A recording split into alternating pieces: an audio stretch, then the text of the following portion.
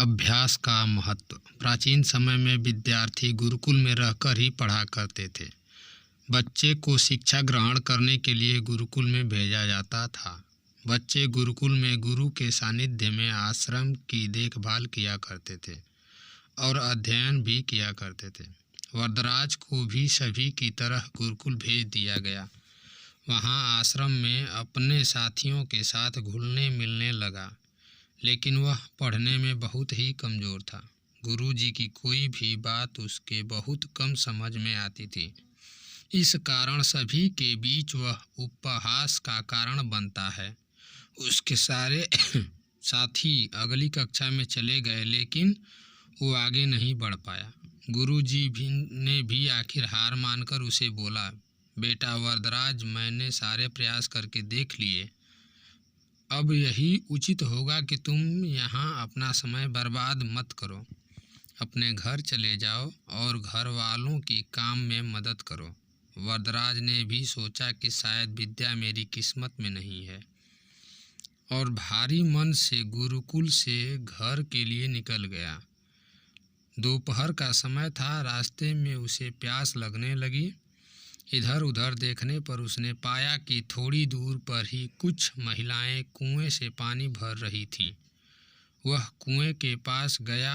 वहां पत्थरों पर रस्सी के आने जाने से निशान बने हुए थे। तो उसने महिलाओं से पूछा, यह निशान आपने कैसे बनाए? तो एक महिला ने जवाब दिया, बेटे, यह निशान हमने नहीं बनाए।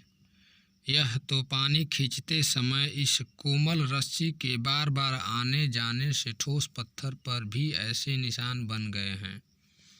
वरदराज सोच में पड़ गया। उसने विचार किया कि जब एक कोमल से रस्सी के बार बार आने जाने से एक ठोस पत्थर पर गहरे निशान बन सकते हैं, तो निरंतर अभ्यास से विद्या ग्रहण क्यों नहीं कर सकता।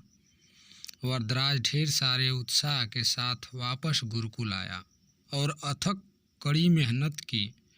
गुरुजी ने भी खुश होकर भरपूर सहयोग किया।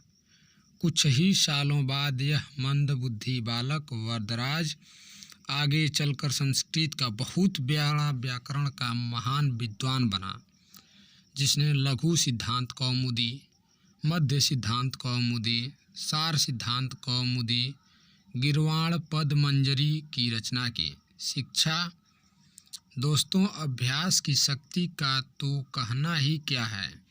यह आपके हर सपने को पूरा करेगी। अभ्यास बहुत ज़रूरी है, चाहे वो खेल में हो या पढ़ाई में या किसी और चीज़ में।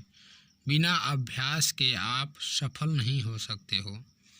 अगर आप बिना अभ्यास के केवल किस्मत के भरोसे बैठे रहोगे, तो आखिर में आपको पछतावे के सिवा और कुछ हाथ नहीं लगेगा। इसलिए अभ्यास के साथ धैर्य, परिश्रम और लगन रखकर आप अपनी मंजिल को पाने के लिए जुट जाएं।